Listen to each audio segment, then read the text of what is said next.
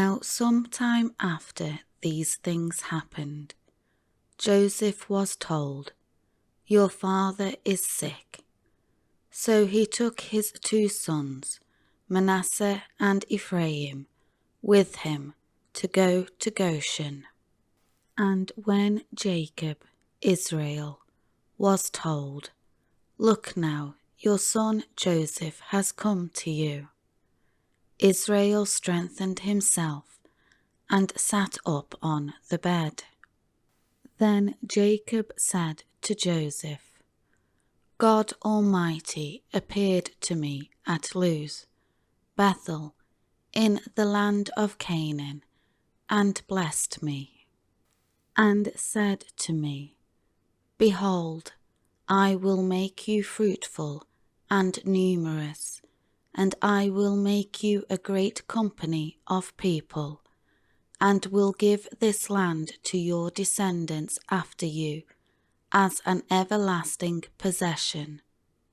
Now your 2 sons, Ephraim and Manasseh, who were born to you in the land of Egypt, before I came to you in Egypt, are mine. Ephraim and Manasseh shall be mine, that is, adopted as my heirs and sons, as surely as Reuben and Simeon are my sons.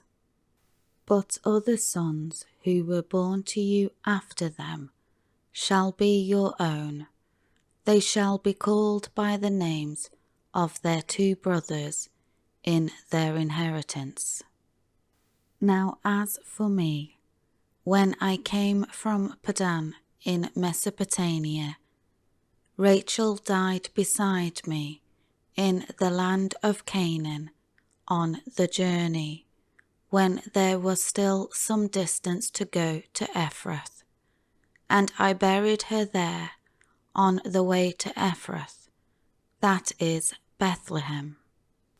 When Israel, who was almost blind, saw Joseph's sons, he said, 'Who are these?' Joseph said to his father, 'They are my sons, whom God has given me here in Egypt.' So he said, 'Please bring them to me, so that I may bless them.' Now Israel's eyes were so dim from age that he could not see clearly. Then Joseph brought them close to him, and he kissed and embraced them. Israel said to Joseph, 'I never expected to see your face, but see, God has shown me your children as well.' Then Joseph took the boys from his father's embrace, and he bowed before him with his face to the ground. Then Joseph took them both, Ephraim with his right hand toward Israel's left, and Manasseh with his left hand toward Israel's right, and brought them close to him.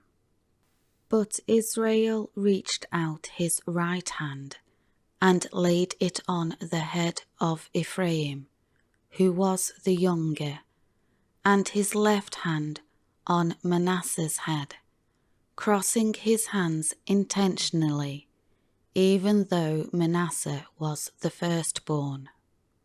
Then Jacob, Israel, blessed Joseph and said, 'The God before whom my fathers Abraham and Isaac walked in faithful obedience, the God who has been my shepherd, leading and caring for me all my life to this day, the angel, that is the Lord himself, who has redeemed me continually from all evil, bless the boys, and may my name live on in them.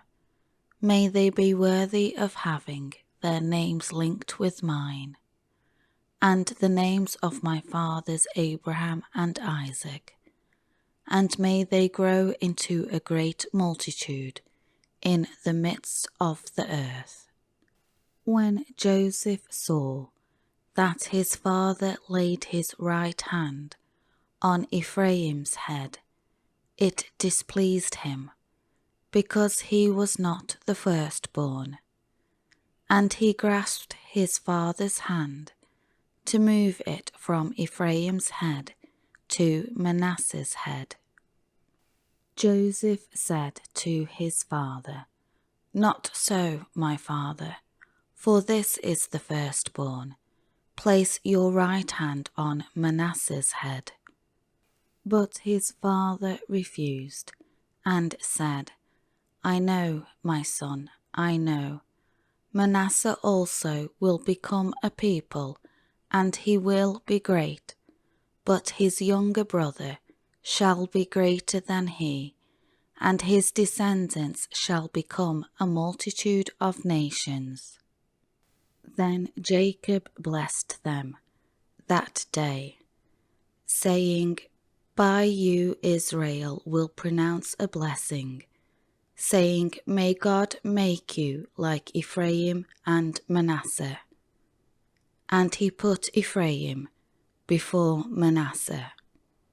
Then Israel said to Joseph, "Behold, I am about to die, but God will be with you, and bring you back to Canaan, the land of your fathers.